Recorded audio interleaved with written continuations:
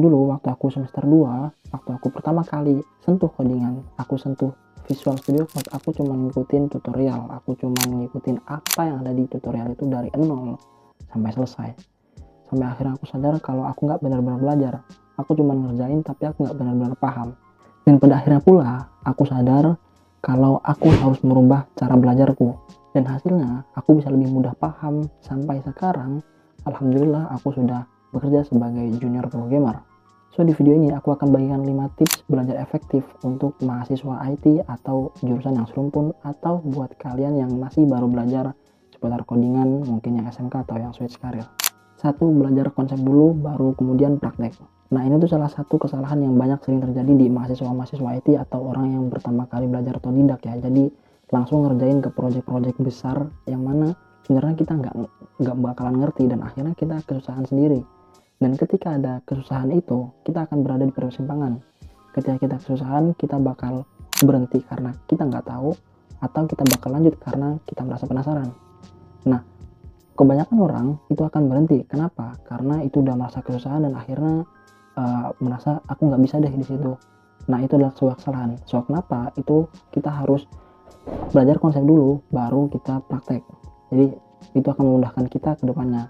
Jadi kita belajar konsep dulu, misal kita belajar variabel, kita belajar seputar tipe data, kita belajar seputar operator aritmatika, operator perbandingan, dan lain-lain. Baru setelah itu kita baru bisa memasuki bahasa pemrogramannya atau sintaks-sintaks yang lain, atau bisa studi kasus yang lain. Contoh dulu kesalahanku adalah aku langsung loncat ke Laravel, dan aku akan sangat kesulitan waktu itu, sangat kesulitan dan bingung, ini kenapa kok bisa gini, $dis itu apa. Nah, ternyata itu bagian dari OOP yang sebenarnya harus dipelajarin sebelum aku nyentuh Laravel. Yang kedua, pecah materi jadi bagian kecil-kecil. Nah, sinkron dari yang nomor 1 tadi, setelah kita belajar konsepnya, kita harus memetakan apa yang akan kita pelajari. Setelah kita menentukan tujuan secara garis besar, misal kita pengen untuk paham Laravel atau paham PHP atau paham JavaScript, kita akan petakan materi yang akan kita pelajari. Misal selama 1 bulan kita akan belajar JavaScript.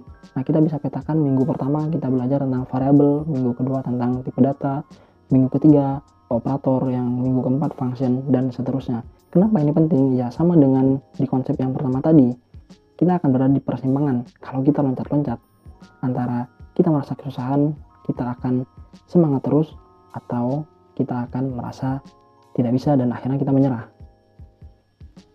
Nah, di konsep yang kedua ini, itu akan memudahkan kita untuk terus merasa semangat, karena ketika kita belajar pelan-pelan, kita akan merasa bisa, dan itu akan kompon terus sampai akhirnya kita punya semangat untuk belajar terus-menerus. Yang ketiga, kalian bisa catat materi yang sedang kalian pelajari. Nah, ini aku lakuin juga ketika aku belajar seputar front end dan back end di decoding.com. Jadi waktu itu aku ada tugas di semester 4 atau 5 gitu, ada tugas untuk menyelesaikan tugas dari decoding.com. Itu materinya hampir full materi itu aku tulis di buku tulis. Jadi kenapa menurutku penting? Karena dengan kita menulis, itu kita sebenarnya sedang membaca berulang kali, yang mana kita pasti akan lebih mudah ingat dengan kita menulis itu. Dan ternyata itu works. Bagiku itu it works, karena aku juga sedang latihan untuk sering-sering menulis. Karena bagiku nulis itu penting aja gitu. Dan gak cuma di situ, aku juga praktekin aku belajar dengan nulis itu di belajar Java atau belajar OOP. Jadi aku waktu itu nontonin tutorial kelas terbuka yang kelasnya Java, itu benar-benar aku tulis apa yang disampaikan, aku tulis ulang di buku tulis, tapi sayang bukunya udah hilang. So kalian bisa praktekin itu, karena aku yakin itu bisa membantu kalian juga lah. Yang keempat, konsisten lebih penting daripada sekali tapi lama banget. Nah, kadang-kadang tuh kita tuh yang baru belajar, atau bahkan aku sendiri tuh pernah mikir kalau udahlah ngodingnya hari Minggu aja deh, atau hari Sabtu aja, atau Sabtu Minggu nih, weekend nih gitu, karena waktunya lama nih. Kalau misalnya hari biasa Senin sampai Jumat itu kita merasa kayak banyak kegiatan deh, males gitu ya membuka laptop atau apalah, kayak bebas. Dan ternyata pada Sabtu Minggunya ya kita asik scroll aja tuh, asik scroll, alhasil kita nggak ngapain. So ya itu dia. Jadi kalau bisa kita harus konsisten ya, konsisten kalau bisa setiap hari, entah itu 1 jam, setengah jam, 2 jam, itu bebas lah, terserah kalian. Nah, tapi sebelum kita mau konsisten, ada baiknya kita sudah mempraktekin di poin yang kedua tadi. Apa? Kita pecah materinya ke bagian kecil-kecil. Jadi ketika kita mau konsisten, kita tahu apa yang mau kita kerjakan. Karena di beberapa kasus biasanya waktu kita mau konsisten udah semangat banget nih, ternyata kita nggak bisa konsisten karena kita bingung apa yang mau dikerjain, apa yang mau kita codingin, karena kita nggak tahu apa yang kita rencanain.